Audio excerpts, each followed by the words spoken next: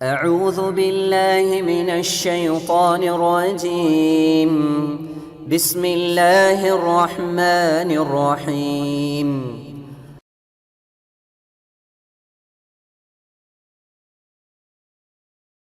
அஸ்ஸலாமு அலைக்கும் வரஹ்மத்துல்லாஹி வபரகாத்துஹு. அன்பார்ந்த சகோதர சகோதரிகளே, தமிழ்நாடு தௌஹீத் ஜமாத்தின் மக்கள் மேடை இந்த நிகழ்ச்சியில் உங்களை வரவேற்பதில் மிக்க மகிழ்ச்சி அடைகிறோம். நபி வழி திருமணத்திற்கு பெரிதும் தடையாக இருப்பது பெற்றோர்களா இளைஞர்களா என்கின்ற இந்த தலைப்பில் நம்முடைய இந்த நிகழ்ச்சியினுடைய விவாதம் துவங்க இருக்கிறது. சென்ற ரமலானில் இதே போன்ற ஒரு நிகழ்ச்சியை நாம நடத்தினோம். ஏராளமான மக்களிடத்திலே நல்ல பயனுள்ள விதத்திலே இறைவன் அமைத்து தந்திருந்தான். அல்ஹம்துலில்லாஹ். இப்போது நாம பார்க்கக்கூடிய இந்த நிகழ்ச்சி நபி வழி திருமணத்திற்கு பெரிதும் தடையாக இருப்பது பெற்றோர்களா இளைஞர்களா என்கின்ற இந்த விஷயத்தை நம்ம பார்க்க இருக்கிறோம். நபிகள் நாயகம் ஸல்லல்லாஹு அலைஹி வஸல்லம் அவர்கள் உலகத்தில் தலை சிறந்த தலைவராகவும் மனித குலத்தினுடைய சிறந்த வழிகாட்டியாகவும் நபிகள் நாயகம் ஸல்லல்லாஹு அலைஹி வஸல்லம் இருந்திருக்கிறார்கள். நபிகள் நாயகம் ஸல்லல்லாஹு அலைஹி வஸல்லம் அவர்கள் ஒரு அற்புதமான வழிகாட்டியாக இருந்துள்ளார்கள். திருக்குர்ஆன் சொல்லுகிறது, லக்கத் கான லக்கும் ஃபீ ரசூலுல்லாஹி உஸ்வத்துன் ஹஸனா, இந்த நபியிடத்திலே அழகான முன்மாதிரி இருக்கிறது என்று திருக்குர்ஆன் பேசுகிறது. நபிகள் நாயகம் ஸல்லல்லாஹு அலைஹி வஸல்லம் அவர்கள் திருமணங்களை எவ்வாறு நடத்த வேண்டும் என்று அழகான வழிகாட்டுதலை சொல்லி தந்திருக்கிறார்கள். நபி வழி என்ன, எவ்வாறு நாம் நடக்க வேண்டும், குர்ஆன் எதை சொல்லுகிறது, எவ்வாறு திருமணம் நடத்தப்பட வேண்டும், மகர் எவ்வாறு கொடுக்கப்பட வேண்டும், வரதட்சணை என்பது இல்லை, இஸ்லாம் சொல்லி தந்த காட்டி தந்த வழிமுறையில் திருமணங்கள் எவ்வாறு நடத்தப்பட வேண்டும் என்பதையெல்லாம் நபிகள் நாயகம் ஸல்லல்லாஹு அலைஹி வஸல்லம் அவர்கள் சொல்லியிருக்க, திருக்குர்ஆன் போதித்திருக்க. அதற்கு மாற்றமாக இஸ்லாமியர்களிடத்திலே ஏராளமான பிதுஅத்துகள் நிறைந்து இருப்பதை நாம் பார்க்க முடிகிறது. கேட்டால் இது முன்னோர்களுடைய வழி, இது காலம் காலமாக நாங்கள் செய்து வருகிறோம் என்று தொடர்ச்சியாக செய்யக்கூடிய ஒரு நிலையை பார்க்கிறோம். ஆனால் நபிகள் நாயகம் ஸல்லல்லாஹு அலைஹி வஸல்லம் அவர்கள் இந்த திருமணங்களை எல்லாம் அங்கீகரித்தார்களா? திருக்குர்ஆன் அங்கீகரித்திருக்கிறதா? நபிகள் நாயகம் ஸல்லல்லாஹு அலைஹி வஸல்லம் அவங்களுடைய காலத்தில் இது மாதிரியாக நடத்தப்பட்டிருக்கிறதா என்பதையெல்லாம் விவாதிப்பதற்கு தான் இந்த அரங்கத்தை ஏற்பாடு செய்யப்பட்டிருக்கிறது. இந்த நிகழ்ச்சியில பலதரப்பட்ட மக்கள் வந்திருக்கிறார்கள், பல மாவட்டங்களில் இருந்து. நபி வழி திருமணத்திற்கு தடையாக இருப்பது பெரிதும் காரணம் பெற்றோர்களே என்று விவாதிக்க பெற்றோரின் தரப்பில் இருந்து ஏராளமான பேர் வந்திருக்கிறார்கள். இல்லை இல்லை, இளைஞர்கள் தான் இதற்கு காரணம், அவர்கள்தான் இந்த நபி வழி திருமணத்திற்கு தடையாக பல கட்டமான காரியங்களை செய்கிறார்கள், பெற்றோர்கள் அந்த அளவுக்கு காரணம் இல்லை என்று விவாதிப்பதற்காக இளைஞர்கள் சார்பாக ஏராளமான பேர் வந்திருக்கிறார்கள். சிறப்பு விருந்தினர்களாக முஹ்சின் அவர்கள், தமிழ்நாடு தௌஹீத் ஜமாத்தினுடைய செயலாளர் வந்திருக்கிறார்கள். இ முகமது, தமிழ்நாடு தௌஹீத் ஜமாத்தினுடைய மேலாண்மை குழு உறுப்பினர் வந்திருக்கிறார்கள். அப்துல் ரஹீம், தமிழ்நாடு தௌஹீத் ஜமாத்தினுடைய தணிக்கை குழு தலைவர் வந்திருக்கிறார்கள். முகமது யாசிர், தமிழ்நாடு தௌஹீத் ஜமாத்தினுடைய மாநில செயலாளர் வந்திருக்கிறாங்க. இவர்கள் தங்களுடைய கருத்துக்களை இந்த நபி வழி திருமணங்கள் நடத்தப்படுவதற்கு எது தடையாக இருக்கிறது, யார் தடையாக இருக்கிறார்கள், எதன் காரணமாக இது மாதிரியான நபிகள் நாயகம் ஸல்லல்லாஹு அலைஹி வஸல்லம் அவர்கள் காட்டி தந்த வழிமுறைக்கு அப்பால் நடைபெறுகிற திருமணங்கள் எதன் காரணமாக நடைபெறுகிறது என்பதனை விவாதிப்பதற்காக இங்கே வந்திருக்கிறார்கள். அவர்கள் தங்களுடைய கருத்துக்களை இப்போது நம்ம இடத்திலே பகிர்ந்து கொள்வார்கள். நபி வழி திருமணங்கள் என்பது ஒரு முஸ்லீம் ரசூலுல்லாஹ்வை தான் பின்பற்ற வேண்டும். திருக்குர்ஆன் அப்படிதான் நமக்கு வழிகாட்டி தருகிறது.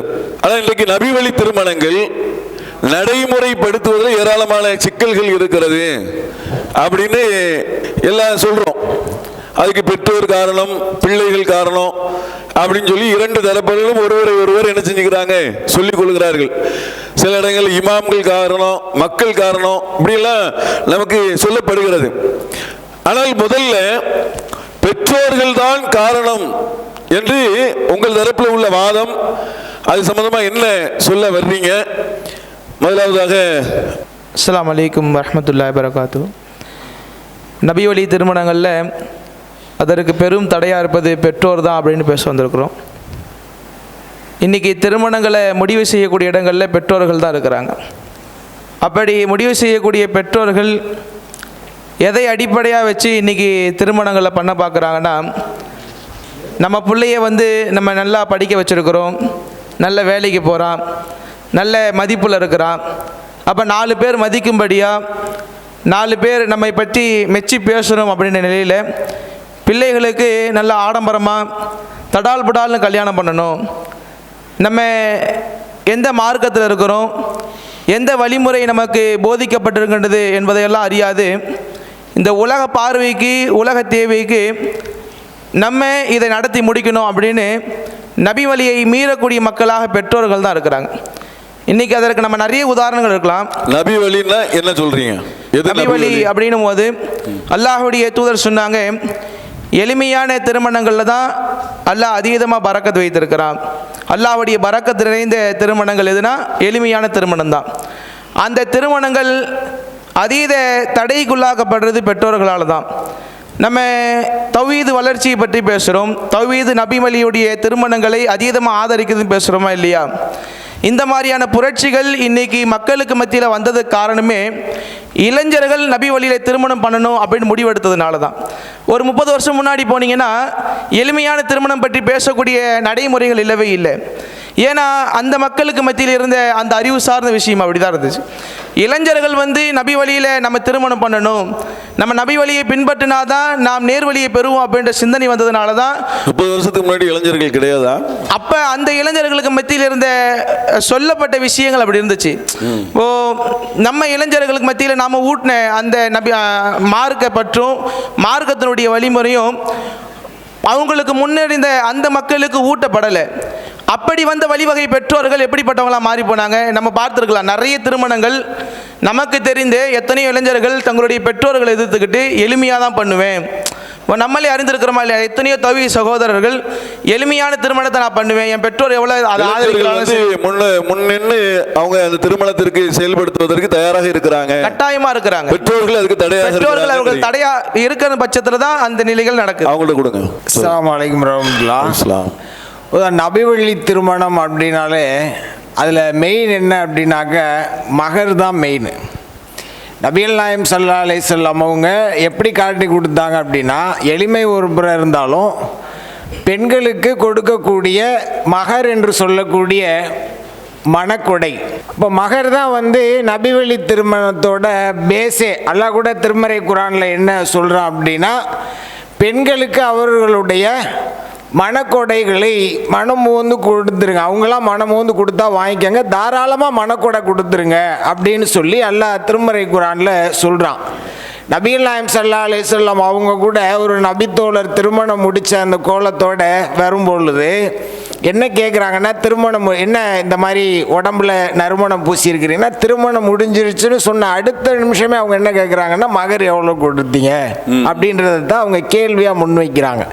அப்போ மகர் தொகையை கேட்டு பெறக்கூடிய இடத்துல யார் இருக்கிறாங்கன்னா, இப்போ சொன்னாங்கல்ல முடிவு செய்கிற இடத்துல பெற்றவங்க தான் இருக்கிறாங்கன்னு. அப்போ மகர் தொகையை கேட்கக்கூடிய இடத்துலையும் என் பொண்ணுக்கு இவ்வளவு வேணும், நான் சொல்கிறது பெண்ணை பெற்ற பெற்றோர்களை பற்றி பேசுகிறேன். சரி, அப்போ அவங்க இதை கேட்டு வாங்குறாங்களான்னா கேட்டு வாங்குறது கிடையாது. என்னோட பெண்ணுக்கு இவ்வளோ மகர் வேணும், ஒரு 10 சவரன் கொடுங்க, அதில் கவனம் செலுத்துறது இல்லை. மாறா போய் மணமகன் வீட்டில் என்ன கேட்குறாங்கன்னா, பையன் எவ்வளோ சம்பாதிக்கிறாரு, பையனுக்கு மாமியார் இருக்கா, கூட நாத்தனார் யாருன்னா இருக்கிறாங்களா? அதெல்லாம் ஏன் கேட்குறாங்க? போனால் கொஞ்சம் பிக்கல் பிடுங்கல் இல்லாமல் வாழலாம்ல, அதுக்கு இல்லைன்னா கொஞ்சம் சிக்கல்லாம் வரும்ல, அந்த மாதிரி ஆகுன்றது. பொண்ணு சேஃபா இருக்குமா, பாதுகாப்பா இருக்குமா, இவங்களோட கவலை அப்படி. நாத்தனார்லாம் இருக்கா இதெல்லாம் விசாரிப்பாங்களே ஒழிய என்னுடைய பெண் இது மகர்ன்றது பெண்ணோட உரிமை, இஸ்லாம் பெண்களுக்கு வழங்கிய உரிமை. உரிமையை வந்து நம்ம ஃபோர்ஸாக கேட்கறதுக்கு எல்லா விதமான அதிகாரம் இருந்தாலும் இவங்க எங்கே கவனம் செலுத்துறாங்கன்னா அங்கே தான் செலுத்துறாங்க. இதுக்கு காரணம் யாரு? பெத்தவங்க தான். பெத்தவங்க தான் காரணம். ஆமா, மற்றவங்க காரணம் கிடையாது. பெண்கள் வந்து ஒரு சில பெண்கள் மார்க்கம் அறிந்த பெண்கள் கூட மகரை கேட்பதற்கு முன் வந்தாலும் பெத்தவங்க பயமுடுத்துவாங்க, ஓவரா வாய் பேசாத, இதெல்லாம் பகிரங்கமா கேட்டா நாளைக்கு யாரும் கல்யாணம் பண்ணிக்க மாட்டான், உனக்கு மாப்பிள்ளை கிடைக்காது, இது மாதிரி பயமுடுத்தி அவர்களுடைய மார்க்கம் தெரிந்த பெண்களை கூட மட்டம் தட்ட அச்சமூட்டக்கூடிய ஒரு நிலையை பார்க்குறோம். இன்னும் சொல்லுவாங்க, பெண் யாரும் பொண்ணு கேட்டு வர மாட்டாங்க, இந்த மாதிரிலாம் வாய் துடுக்கா பேசக்கூடாதுமா. ஓ, அந்த மாதிரி. ஆமா, ஆனா அது உண்மையான்னு கேட்டா கிடையாது. கிடையாது. இந்தியாவில் பொண்ணு கிடைக்காம பல பேர் முரட்டு சிங்கிளா இருக்கிறாங்க, புள்ளி விவரம் சொல்லுது, நம்ம சும்மா சொல்லல. அப்படியா? சிங்கிளா இருக்கக்கூடிய இளைஞர்களோட எண்ணிக்கையை சிங்கத்துக்கே இப்ப பொண்ணு கிடைக்காம நிறைய பேர் கல்யாணம் நிலை தெரியுமில்ல, 20 வயசு தெரியுமில்ல, அண்ணது சிங்கத்துக்கே பொண்ணு கிடைக்கல. தலைவா, நான் சொல்றது கவனிக்க அதான் பார்த்தோம்ல, நீங்க சிங்கத்தை பத்தி பேசுறீங்க, நான் இருக்கக்கூடிய சிங்கத்தை பத்தி பேசுறீங்களா? சரி, இந்தியா மொத்தம் 4,62,00,000 ஆம்பளைங்களுக்கு இன்னும் கட்டிக்கிறதுக்கு பொண்ணு கிடைக்கல. ஆனா பெண்ணை பெத்த பெற்றோர் என்ன சொல்றாங்க, நீ வாய் துடுக்கா பேசினா உனக்கு மாப்பிள்ளை கிடைக்காது அப்படின்ற நிலவரம் அது கிடையாது. சரி, ஓகே ஓகே. அதாவது பெற்றோர்கள் தான் வந்து காரணமாக இருக்கிறாங்க. பிள்ளைகள் வந்து அவங்க என்ன செய்வாங்க, அவங்க தயாராக தான் இருந்தாங்க அப்படின்னு சொல்லி அவங்க தரப்புல அதனால வலுவான ஒரு விஷயத்த சொன்னாங்க. இப்போ முதல்ல வந்து நம்ம ஆரம்ப விஷயங்களை ஒரு 2 விஷயம் பேசிட்டு அதுக்கப்புறம் நம்ம அந்த செய்திக்குள்ளே போயிடலாம். சரியா? அதாவது உங்கள் தரப்பில் யாரு இல்லைங்க, அப்படி வரிசையாக சொன்னால் தானே கரெக்டாக இருக்கும். அஸ்ஸலாமு அலைக்கும் வரஹ்மத்துல்லாஹி வபரகாத்துஹு. அல்லாஹ்வுடைய தூதர் முஹம்மது நபி ஸல்லல்லாஹு அலைஹி வஸல்லம் அவர்கள் மிக அழகான முறையிலே இந்த திருமணத்தை குறித்து பல செய்திகளையும் அதை நடைமுறைப்படுத்தியிருக்காங்க. ஆனால் இந்த திருமணத்தை புறக்கணிக்கும் விதமாகவும் வரதட்சணை அதிகமாக எதிர்பார்க்கும் விதமாகவும் இந்த இளைஞர்கள் தான் இருக்கின்றார்கள் என்பதை குறித்து நாம் சொல்லும் பொழுது திருமறை குர்ஆனில் இருந்து ஒரு வசனத்தை பார்க்கலாம். சூரத்து நிசா என்று சொல்லக்கூடிய 4வது அத்தியாயம் 4வது வசனம். பெண்ணுக்குரிய மனக்கொடையை மனமோர்ந்து கொடுத்துவிட்டு மனம் முடித்துக் கொள்ளுங்கள் என்று அல்லாஹ் ரப்புல் ஆலமீன் தன் திருமறை குர்ஆனிலே சொல்லி காட்டுகின்றான். இவர்கள் இந்த இளைஞர்கள் எது போன்று திருமணத்தை செய்கிறார்கள் என்றால், அதிகமாக வரதட்சணை யாராவது கொடுத்து விடுவார்களா? எந்த பெண் வீடு வசதியாக இருக்கிறது, மோட்டார் வாகனம் கொடுப்பாரா, கார் கொடுப்பாரா, பங்களாக்கள் கொடுப்பாரா, அசையும் சொத்து கொடுப்பாங்களா, அசையா சொத்துக்கள் கொடுப்பாங்களா, அப்படி என்று எதிர்பார்க்கக்கூடியவர்கள். அப்படி யார் எதிர்பார்க்கிறாங்க? பெற்றோர்கள், இளைஞர்கள் தான் எதிர்பார்க்கிறாங்க. இளைஞர்கள் தான் அதிகமா எதிர்பார்க்காங்க. குறிப்பாக பார்க்கலாம். கன்ஃபார்மா சொல்றீங்களா? கம்ப்யூட்டருக்கு கிளிக் பண்ணிடலாமா? செக் பண்ணிக்கலாம். எந்த அளவுக்குன்னா, நாங்க இந்த திருமணங்களை குறித்து நாம பார்க்கணும்னாக்க ஒரு காலத்துல தெரியாம இருந்துச்சு. திருமணத்தை செய்வதற்காக வேண்டி வரதட்சணை ஒழிப்பு மாநாடு எல்லாம் நடத்தி இருக்கிறோம். அப்ப அந்த மாநாடுகளை எப்படி நடந்துக்கணும் என்றதை சொல்லி தர்றோம். ஆனா இந்த இளைஞர்கள் எப்படி இருக்காங்கன்னாக்கா, பிற மத கலாச்சாரங்களை அப்படியே இவர்கள் பின்பற்றுவாங்கன்னு அல்லாஹ் தூதர்கள் சொன்னாங்க. ஆனா இன்றைய நடைமுறை காலகட்டம் எப்படி இருக்குன்னாக்கா, பிற மத கலாச்சாரங்களும் திருமணங்கள் பார்க்கறாங்க. ஆனா இஸ்லாமிய மார்க்கம் மிக அழகாக சொல்லி காட்டுகிறது, பெண்ணுக்கு மனக்கொடையை கொடுத்து விட்டு இளைஞர்கள் திருமணத்தை செய்யுங்க சொல்லி காட்டுது. சரி, நல்ல ஒரு கரெக்டா சொல்றாங்க. இளைஞர்களுக்கும் வழிகாட்டுதல் திருக்குறான்ல சொல்லப்பட்டிருக்கிறது. ஆனால் இளைஞர்கள் அதை என்ன செய்கிறாங்க, தவறுதலாக எடுத்துக்கொண்டு அவங்க தான் அதிகமாக விருப்பப்படுறாங்க. பெற்றோர்கள் விருப்பப்பட்டாலும் பிற இளைஞர்களுடைய விருப்பம் வந்து அதிகமாக இருக்குன்னு சொல்கிறாங்க. அவங்கள்ட்ட கொடுங்க. அஸ்ஸலாமு அலைக்கும் வரஹ்மத்துல்லாஹி வபரகாத்துஹு. இப்போ வந்து முழுக்க வந்து பெற்றோர்கள்னு சொல்ல முடியாது. இப்போ பெற்றோர்கள் இளைஞர்கள் சொல்ல முடியாது. ஆனால் அதிகமாக காரணமாக இருப்பது இளைஞர்கள் தான். இது எந்த விதமான சொன்னால், இப்போது நம்ம வந்து இஸ்லாம் சொல்ல அடிப்படையில் தான் நம்ம திருமணம் பண்ணணும். இப்போ இஸ்லாமில் திருமணத்தை எப்படி சொல்லுதுன்னா ஒரு இபாதான்னு சொல்லுது. அது ஒரு வணக்க வழிபாடுகள் எப்படியோ நம்ம வந்து எப்படி தொழுகை நடத்துகிறோமோ அதே மாதிரி நோன்பு ஜக்காத் எப்படி இருக்கோ இந்த மாதிரி திருமணம் ஒரு இபாதத்து. ஆகையால் வந்து உங்கள் இஷ்டப்படியெல்லாம் நடத்த முடியாது. நம்ம தொழுகையை நம்ம இஷ்டப்படி செய்ய முடியுமா? நோன்பு வந்து நம்ம இஷ்டப்படி எடுத்து நடத்த முடியுமா? அப்படியெல்லாம் இல்லை. ஆகையால் வந்து இந்த திருமணம் என்பது நான் சொல்லி கொடுத்த அடிப்படையில், அல்லாஹ் ரப்பல் சொல்றான், என் தூதர் சொல்லி கொடுத்த அடிப்படையில் நீங்க திருமணம் செய்யணும். ஆகிய அளவு உங்க இஷ்டப்படி செய்ய முடியாது. இதுதான் சொன்னது. ஆனா இளைஞர்கள் என்ன செய்யறாங்கன்னு சொன்னா, இப்போ அவங்க வந்து இப்போ வந்து ஐடி கம்பெனியில் வெளியில ஒரு வெளிநாட்டு கம்பெனியில் வேலை செய்யறதுனால அந்த வேலை செய்யற இடத்துல வந்து அவங்களுக்கு என்ன ஆகுதுன்னா மேல்நாட்டு கலாச்சாரங்களை வந்து அவங்க எடுத்துக்கிறாங்க. இப்படி செய்தால் நல்லா இருக்குமே, அவங்களுக்கு வந்து ஒரு பரபரப்பாக இருக்கணும். திருமணம் சொன்னால் வந்து எளிமையாக இருக்கக்கூடாது, கொஞ்சம் பரபரப்பாக இருக்கணும், ஒரு காஸ்ட்லியாக திருமணம் இருக்கணும். இதுக்கு நிறைய இடத்துக்கு அவங்க போகிறாங்க. அந்த மாதிரி இருக்கும்போது அவங்க என்ன நினைக்கிறாங்கன்னு சொன்னால், ஒரு ஆடம்பர திருமணம் நல்லா இருக்கும். திருமணம் வந்து நம்ம வாழ்க்கையில் வந்து ஒரு வாட்டி தான் பண்ண போகிறோம், அது எப்படி இருக்கணும், வாழ்க்கை பூராம ஞாபகம் இருக்கணும், அந்த மாதிரி இருக்கணும் சொன்னால் இப்படி தான் பண்ணணும். ஒரு வாட்டி தான் பண்ண போகிறோம், அது நினைவுகளை வந்து நிற்கிற மாதிரி பண்ணிடுவோம். ஆமாம் ஆமாம். பெற்றோர்கள் வந்து தடையா இருப்பதில்லை. இப்ப யாரும் பெற்றோர்கள் பர்மிஷனே கேட்கறது இல்லை. இளைஞர்களே வந்து அவங்களே முடிவெடுத்துக்கிட்டு அவங்களே செய்யறாங்க. சமீப காலத்தில் இப்போ சமீபம் நடந்த ஒரு திருமணம் எப்படி அவங்களுக்கே தெரியாத பெற்றோர்களுக்கு திடீர்னு என்ன இருந்தா அந்த மணமகன் பைக்கில் வந்துடுறாங்க. இது பெற்றோர்களுக்கு தெரியாது, அவங்க நினைச்சிருக்க கூட மாட்டாங்க இந்த மாதிரி சொல்லிட்டு. இப்போ என்ன நினைக்கிறாங்க, என்ன செய்யறாங்கன்னா அதிர்ச்சியா பைக்கில் எங்க வந்துட்டாங்க, பைக்கில் வந்து அந்த திருமண மண்டபத்தில் வர்றாங்க. மண்டபத்தில் நடக்க திருமணம், திருமண மண்டபத்துக்குள்ள பைக்கில் வர்றாங்க. பாத்துக்கோங்க, இந்த மாதிரி வந்து அவங்களா முடிவெடுத்து அவங்க கேட்பாங்க. அவங்கள்ட்ட சில த்ரில்லிங் எல்லாம் பண்ணணும், இருக்கட்டுமே கேட்கட்டும். எல்லாம் த்ரில்லா பண்ணணும்னு சொல்லி யார் நினைக்கிறாங்கன்னு சொன்னா இளைஞர்கள் தான் நினைக்கிறாங்க. பெற்றோர்களோட பர்மிஷன் வந்து அவ்வளவு தேவையில்லை. யார் வந்து நீங்க பாத்தீங்கன்னா நல்லா தெரியும். ஆகையால வந்து இளைஞர்கள் தான் புதுமையை எதிர்பார்க்கறாங்க, ஆடம்பரத்தை எதிர்பார்க்கறாங்க. அதே மாதிரி வந்து புது புது பிதாத்துகளை உருவாக்குறாங்க. அதுக்கு இளைஞர்கள் தான் பெரிய காரணம். நல்ல இளைஞர்களுடைய தரப்புல நல்ல வாதங்களை வச்சிருக்கிறாங்க. எப்படின்னு சொன்னா, இளைஞர் தான் புதுசு புதுசாக உருவாக்குறாங்க. புதுகத்தில் நீங்கள் என்ன புதுகத்தை நினச்சிக்கிட்டு இருக்கீங்க? பைக்கில் வர்றதும் புதுகத்து தான், ஒரு ஆடம்பரமாக வந்து பண்ணுறதும் ஒரு புதுகத்தான ஒரு காரியங்கள் மாதிரி தான் இருக்குது. அதே மாதிரி என்ன செய்கிறாங்க, போய் வித்தியாசமான காட்சிகளை எல்லாம் வந்து வாழ்நாளில் ஒரு வாட்டி நடக்க போகுது, அது மறக்க முடியாமல் செஞ்சிடணும் அப்படின்னு சொல்லிட்டு என்ன செய்யறான், கக்கூசில் போய் நேற்று கல்யாணம் பண்ணியிருக்கிறான். நேற்று பேப்பரில் வந்து 2 பேரும் கக்கூசில் கல்யாணம் பண்ணியிருக்கிறாங்க. அன்புக்குரிய சகோதரர்களே, தௌ ஜமாத்தினுடைய சேவை நிறுவனங்களில் ஒன்று தான் மதுரை திருமங்கலம் பகுதியில் அமைந்திருக்கக்கூடிய ஆண்கள் தாவா சென்று, அதே போல் அவனியாபுரம் பகுதியில் அமைந்திருக்கிற பெண்கள் தாவா சென்று. இந்த தாவா சென்று என்பது புதிதாக இஸ்லாத்தை ஏற்று வரக்கூடிய சகோதர சகோதரிகளுக்கு தேவையான மார்க்க அடிப்படைகளை கற்றுக் கொடுப்பது. இஸ்லாத்தில் உள்ள ஏதேனும் ஒரு அம்சத்தால் ஈர்க்கப்பட்டு அவங்களா விரும்பி இஸ்லாத்துக்கு வந்துடுறாங்க. இதில் உள்ள ஏகத்துவ கொள்கை, ஓரிரை கொள்கையை பிடித்தோம், இதில் தீண்டாமை இல்லை, சாதி அடிப்படையிலான பாகுபாடு இல்லை, ஏற்றத்தாழ்வு இல்லை, எல்லா மக்களும் சமம் என்று குர்ஆன் சொல்கிறது என்று குர்ஆன் போதிக்கக்கூடிய இன்ன பிற கருத்துக்களால் ஈர்க்கப்பட்டோ அவங்களா விரும்பி இஸ்லாத்துக்கு வந்துடுறாங்க.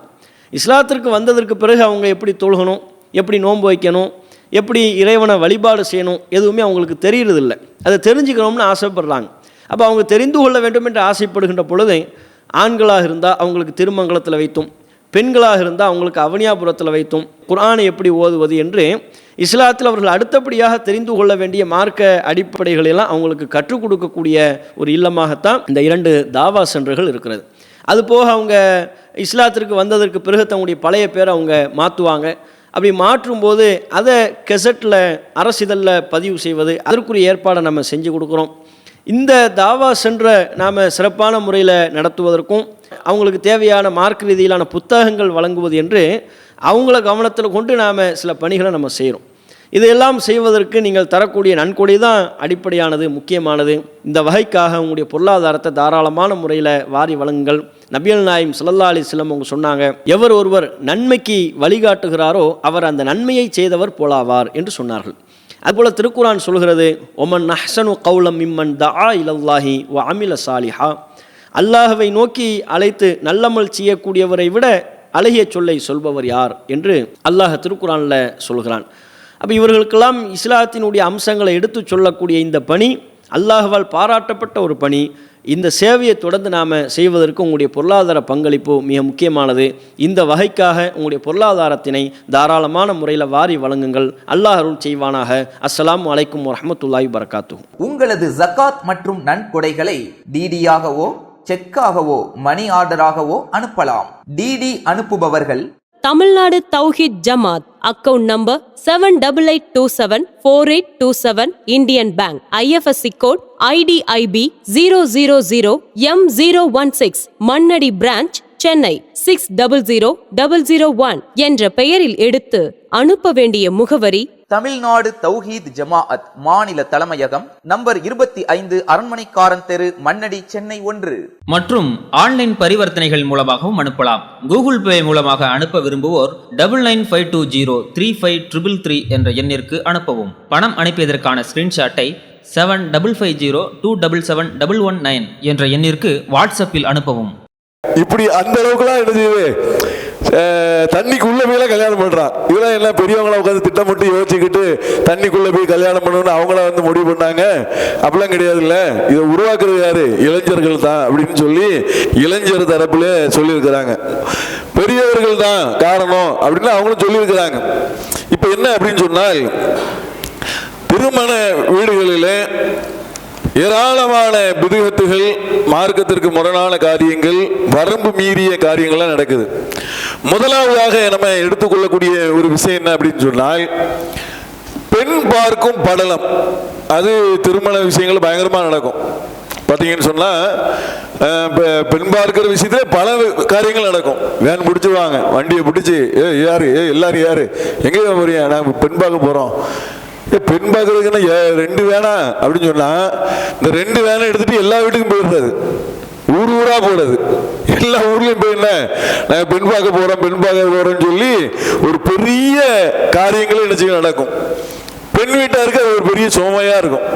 இந்த மாப்பிள்ளையா செட் ஆயிருமா, இந்த மாப்பிள்ளை செட் ஆயிருமா, இதுக்கு ஒரு 5000, அதுக்கு ஒரு 10,000, இதுக்கு ஒரு 2000, இப்படி செலவு பண்ணி பெண் குடும்பத்தாரில் பெரிய அளவில் கஷ்டங்கள்லாம் உள்ள சூழ்நிலைகள்லாம் இருக்கத்தான் செய்கிறது. அது சம்பந்தமான விவாத பொருளை நம்ம நினைச்சிருவோம். முதலாவதாக எடுத்துக்கொள்வோம். பெண் பார்ப்பதில் ஏற்படக்கூடிய விதத்துகள், மார்க்கத்திற்கு முரணான காரியங்களுக்கு காரணம் பெற்றோர்கள் அதில் இருக்கிறார்களா, பிள்ளைகள் அதில் இருக்கிறார்களா? பெற்றோர்கள் தான் அதில் இருக்கிறார்கள் என்று இந்த தரப்பினர்கள் நினைச்சாங்க, பாதிக்கிறாங்க. இந்த பெண் பார்க்கும் படலம் அப்படின்னு எடுத்தோம்னு சொன்னால் ரொம்ப நவீனமாக யோசிக்கக்கூடிய நிலை இருக்கும். எப்படின்னு சொன்னால், ஆரம்பத்தில் ஒரு பெண்ணை பார்ப்பதாக இருந்தாங்கன்னு சொன்னால் என்ன செய்யணும்? 2 அம்மா அப்பாவோ அவர்கள் போய் பார்க்கணும். அம்மா அப்பா என்ன பண்ணுவாங்கன்னு சொன்னால், நீங்கள் சொன்ன மாதிரி, ஆரம்பத்தில் சொன்ன மாதிரி வேனு, அப்படி இல்லைன்னா இப்போது தாராஸ் வண்டியில் வந்து போச்சு. அது வேறையா? தாராஸில் வேலை வர கூட்டிகிட்டு போகிறது. சரி, இது முடிஞ்சிருச்சா அப்படின்னு நம்ம பார்த்துட்டு இருந்தோம்னு வைங்களேன். போகிறது 2 பேர். அவன் கல்யாணம் மாதிரியே சோறு போடுவான். அதுக்கு கல்யாணத்துக்கு எப்படி சாப்பாடு போடுறோமோ பார்க்க தான் போறோம். இன்னும் பெண்ணை முடிவு பண்ணல, பேசல. அதற்கு என்ன செய்வான்? அவன் கல்யாணத்துக்கு சாப்பாடு போடுற மாதிரி போடுவான். இவர் என்ன செய்வாருன்னு சொன்னா, சாப்பாடு போட்டாச்சு எப்படியாச்சும் இவங்களை சரி பண்ணிடணும், வந்து சாப்பிட்டதுக்காவது என் பொண்ணை கல்யாணம் பண்ணிக்க என்ற நிலைக்கெல்லாம் போகும். அதுக்கப்புறம் இதோட முடிஞ்சிருச்சான்னு பார்த்தா ஃபிக்ஸ் பண்ணுறதுக்கு இன்னொரு நாள் போவாங்க. இது பொண்ணு பார்க்கக்கூடியது இதில் 2 வேனு போவோம். பெண்ணை ஃபிக்ஸ் பண்ண போவாங்க பாருங்க, அதுக்கு ஒரு 4 வேனு போகும். யாருன்னு அடையாளம் தெரியாத ஆட்கள்லாம் இவன் சொந்தக்காரங்க தான் அப்படின்ற மாதிரி அடிப்படையில் என்ன செய்யும் சொன்னால் ஓடிக்கிட்டே இருக்கும். இது எந்த அளவுக்கு போய் முடியும்னு சொன்னால், கடைசியில் இப்போ இருக்க சூழ்நிலை எப்படி ஆகுதுன்னு சொன்னால், பெண்ணு பார்க்கதே கல்யாண மண்டபத்தில் வைக்கக்கூடிய சூழ்நிலை ஆகிப்போச்சு. கல்யாண மண்டபத்தில் அந்த அளவுக்கு ரொம்ப அதிகமாக போயிடுச்சு. இப்போ எந்த அளவுக்கு இருக்காங்கன்னு சொன்னால், பெண் பார்க்கக்கூடிய விஷயத்தில் ஆரம்ப கட்டத்தில் எப்படி இருக்குன்னு சொன்னால், 2 பேர் போவாங்க. போய் பார்த்துட்டு கன்ஃபார்ம் பண்ணி பொண்ணு ஓகேனா அப்புறம் பையன் இடத்துல ரசூலாவை என்ன சொல்கிறாங்கன்னு சொன்னால், ஒரு பொண்ணை பிடிச்சிருக்கு அப்படின்னு சொன்னால், நீங்கள் பெண் பார்க்க போகிறீங்கன்னா பையன் இடத்துல பிடிச்சிருக்கா இதோட முடிச்சுக்கலாம். சர்வ சாதாரணமாக நடக்கக்கூடிய விஷயத்த எந்த அளவுக்கு ஊதி பெருசாகிறாங்கன்னு சொன்னால், அது ஒரு வழிமுறை மாதிரியே ஆக்கிட்டாங்க. நீங்கள் அவங்கள்ட்ட கொடுங்க. குல்லு மௌலூதின் எவ்வளவு அலல் ஃபித்ரா, ஒவ்வொரு குழந்தைகளும் புனிதமாக பிறக்கிறார்கள். அந்த புனிதமாக பிறக்கக்கூடிய அந்த குழந்தைகளை வளர்த்தாட்டக்கூடிய அந்த நிறுவனங்கள், முதல் நிறுவனம் தாய் தந்தையர், அடுத்ததாக பள்ளிக்கூடம், அடுத்ததாக வந்து நமக்கு பள்ளிவாசல். இந்த 3 நிறுவனங்கள் அந்த பிள்ளையை வந்து வளர்த்தாட்டினால முதல் நிறுவனமாகிய அந்த தாய் தந்தையரைத்தான் அவர்களை வந்து கொண்டு செலுத்துகிறாங்க. கொண்டு செலுத்தக்கூடியவர்களுடைய ஆசை என்பது வந்து பேராசையாகுது. ஏன்னா ஒவ்வொருவருடைய பேராசை தான் அந்த குழந்தைக்கு வந்து ஊட்டப்படுகிறது. அந்த குழந்தை என்ன ஆகுது, என்ன தான் வந்து நல்ல மார்க்கத்தில் வளர்ந்தாலும் நம்ம வந்து தௌஹீதை சொல்லி கொடுத்தாலும் அவர்கள் என்ன நிலை அடைகிறாங்க, எங்கள் அம்மா வாப்பா வந்து ஒத்துக்கிற மாட்டேங்கிறாங்க, என்ன பண்ணுறது அப்படின்னு தான் கடைசியாக கேட்கக்கூடிய சூழ்நிலையில் இருக்குது. இப்போ உதாரணத்துக்கு சொல்கிறதுனா, அன்றைய காலத்தில் வந்து ஒரு வசனம் அருளப்படுது, லன் தனலுல் ஃபிரஹத்தா துன்ஃபிக்கு ஒமா துஹிபுனா ஒமா துன்ஃபிக்குன்ட்டு.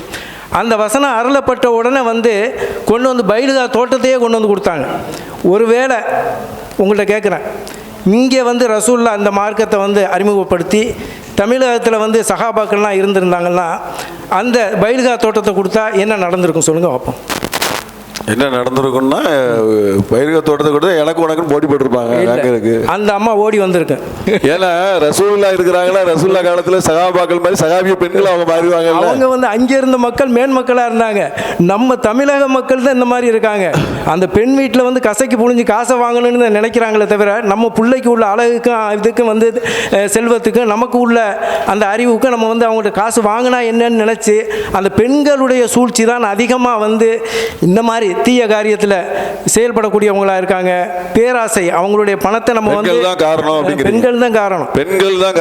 பெண்கள் அதிகமாக இருக்காங்க. ஆண்கள் கூட வந்து அதிகமாக வந்து விட்டு கொடுத்துருவாங்க. ஒண்ணுமே தெரியாது. அந்த பெற்றோர் அந்த பெற்றோர்கள்ல வந்து பெண்கள் தான் முக்கியமா இருக்காங்க. இவங்க விட்டு கொடுத்துருவாங்க. சொல்ல வர்றோம். உங்கள்கிட்ட ஒரு கேள்வி என்ன, நம்மகிட்ட ஒரு கேள்வி கேட்டீங்க, நாங்க உங்கள்கிட்ட ஒரு கேள்வி கேட்கணும்ல. அன்றைய காலம் ஆண்கள்ல முதியவர்கள் உண்டா இல்லையா, பெரியவர்கள்? ஆண்கள் வந்து அதிகமாக வந்து பெண்களுக்கு கட்டுப்பட்டவங்களா இருக்கிறதுனால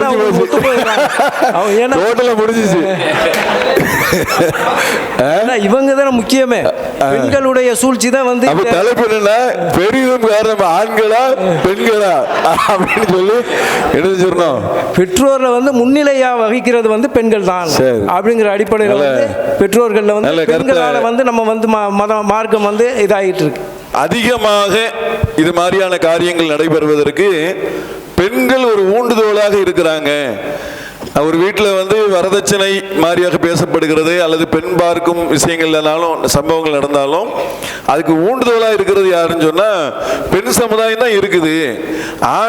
ஆண் என்ன செய்வான், அவனும் வேற வழி இல்லாமல் நீ சொல்லுமா, நீ பார்த்துட்டியாமா, நீ கேட்டியாமா, அந்த பிள்ளைக்கு அப்படி எப்படி எல்லாமே அது பின்னாடி தான் போகிற மாதிரி இருக்குது அப்படின்னு சொல்லி அந்த தகவலை பெண் பார்க்கும் படலங்களே ஆரம்பிச்சிருது அப்படிங்கிறாப்புல.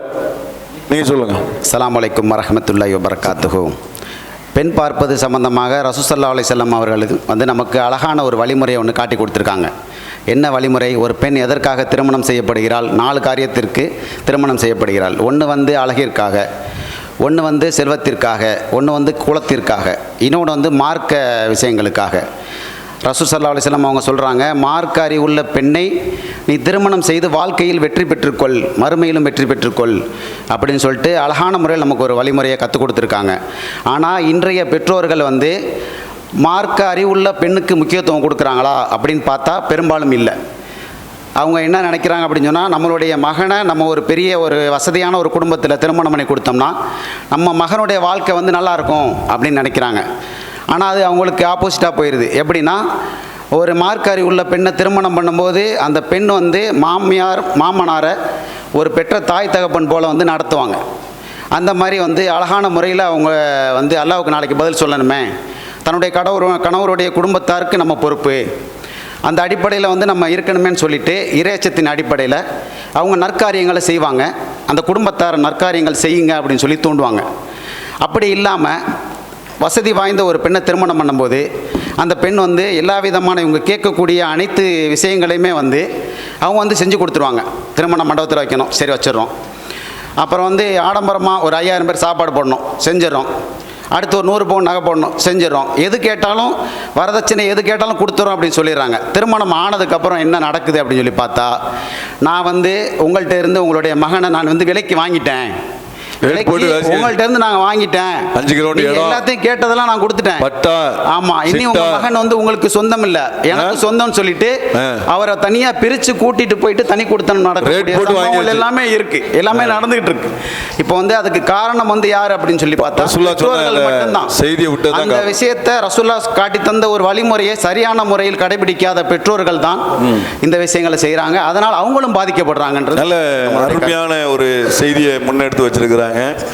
நபிகள் நாயகம் ஸல்லல்லாஹு அலைஹி வஸல்லம் அவர்கள் 4 காரணத்திற்காக ஒரு பெண் திருமணம் முடிக்கப்படுகிறாள் அப்படின்னு சொல்லிட்டு அழகா சொன்னாங்க. ஒரு அழகுக்காக, அவருடைய குலத்திற்காக, அவருடைய பாரம்பரியத்திற்காக, அவருடைய மார்க்கத்திற்காக. ரசூலா சொல்லிட்டு சொன்னாங்க, மார்க்கத்து உள்ள பெண்களை தேர்வு செய்து வெற்றி அடைந்து கொள் என்று ரசூலா சொன்னாங்க. துன்கஹு மருஅத்துன் அர்பவுன், ஒரு பெண் 4 காரியத்திற்காக திருமணம் முடிக்கப்படுகிறாள் அப்படின்னு ரொம்ப அற்புதமாக சொன்ன அந்த விஷயத்தை அவங்க சொல்றாங்க. இப்போ அது வந்து நடைமுறையில் இல்லை. அப்படி நடைமுறையில் இல்லை அப்படின்னு சொன்னால் இது பெற்றோர்களா இளைஞர்களா அப்படின்னு ஒரு கேள்வி வருது இல்லை. வந்து பொண்ணு பார்க்கும்போது பொண்ணு பார்க்கக்கூடிய நேரத்தில் அங்கே இருக்கிறது யாரு? இளைஞர். அங்கே வேலையே இல்லை. அவர் மாப்பிள்ளையே வந்து வரமாட்டார். சொல்ல போனால் பார்த்துட்டு போகிறதோட சரி, பிடிச்சிருக்க பிடிக்கலங்கிறதோட சொல்லிட்டு போயிட்டே இருப்பார். அங்கே பேசக்கூடியது யாருன்னு ஒன்று வருது இல்லை. ஆனாலும் நீங்கள் என்ன சொல்றீங்க, அது இளைஞர் தான், இவன் சொல்லி தான் அனுப்புகிறான். இவன் சொல்லி எனக்கு வீடு வேணும், வாசம் வேணும், அது வேணும், அழகு வேணும், அது வேணும் இப்படின்னு சொல்லி அனுப்புறதுனால தானே அந்த அம்மா போய் கேட்குது. அப்படிங்கிற மாதிரி நீங்கள் சொல்லுங்கள்.